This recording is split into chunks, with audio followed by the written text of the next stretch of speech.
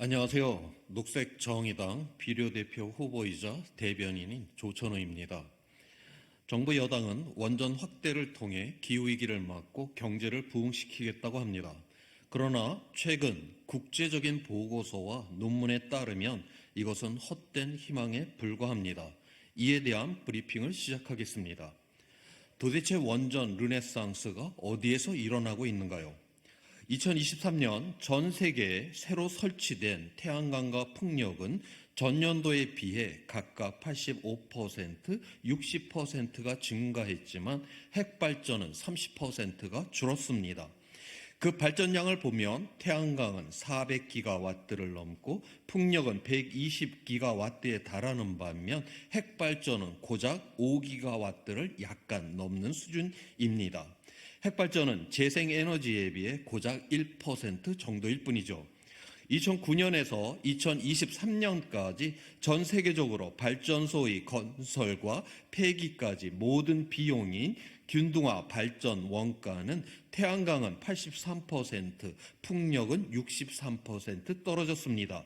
반면 핵발전 비용은 47%나 상승했습니다. 핵발전은 재생에너지에 비해 발전량당 비용이 3배 정도 높았습니다. 태양광은 정부 지원 없이도 전기 시장을 지배하는 임계 수준에 진입했다고 최근 네이처 연구에서 밝혔습니다. 이 연구에서 2023년 우리나라, 우크라이나와 러시아는 핵발전이 다른 전력보다 균등화 발전 비용 원가가 가장 싼 나라였습니다.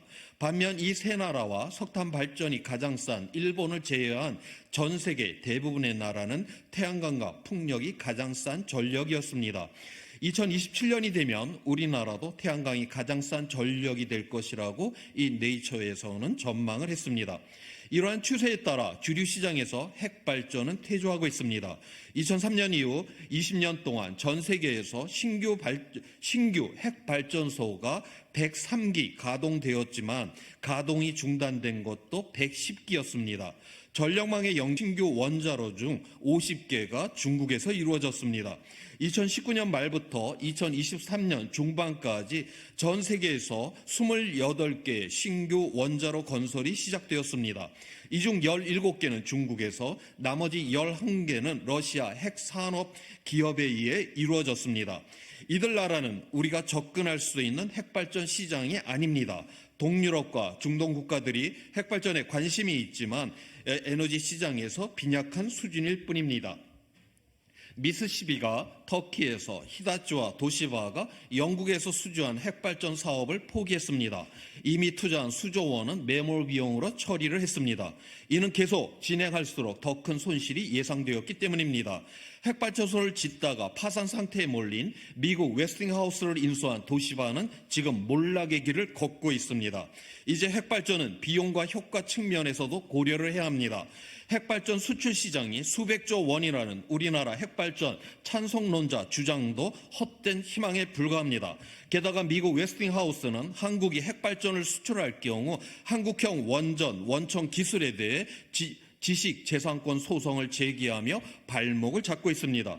인류는 에너지 전환이 이루어질 때마다 새로운 도약을 해왔습니다. 선진국은 산업혁명 이후 지금까지 화석연료를 기반으로 세계를 지배해왔고 앞으로 재생에너지를 토대로 여전히 지배력을 유지하려고 합니다.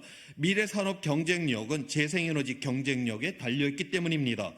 재생에너지로의 전환은 트렌드를 넘어 패러다임의 변화입니다. 이 패러다임의 변화에 제대로 올라타지 못하면 우리 산업은 재앙을 맞게 될 것이서는 아무리 좋은 전략도 필패인 것입니다. 우리나라의 가장 큰 위기는 집권 여당이 에너지 전환 시대의 그 흐름을 제대로 인식하지 못하는 데 있습니다. 원전 르네상스를 운운하며 핵발전에 우리나라 미래 산업을 건다는 건 핵발전 위험뿐만이 아니라 경제적으로도 위험합니다. 미래 에너지 비전은 자연이 재생할 수 있는 수준에 맞추는 것입니다.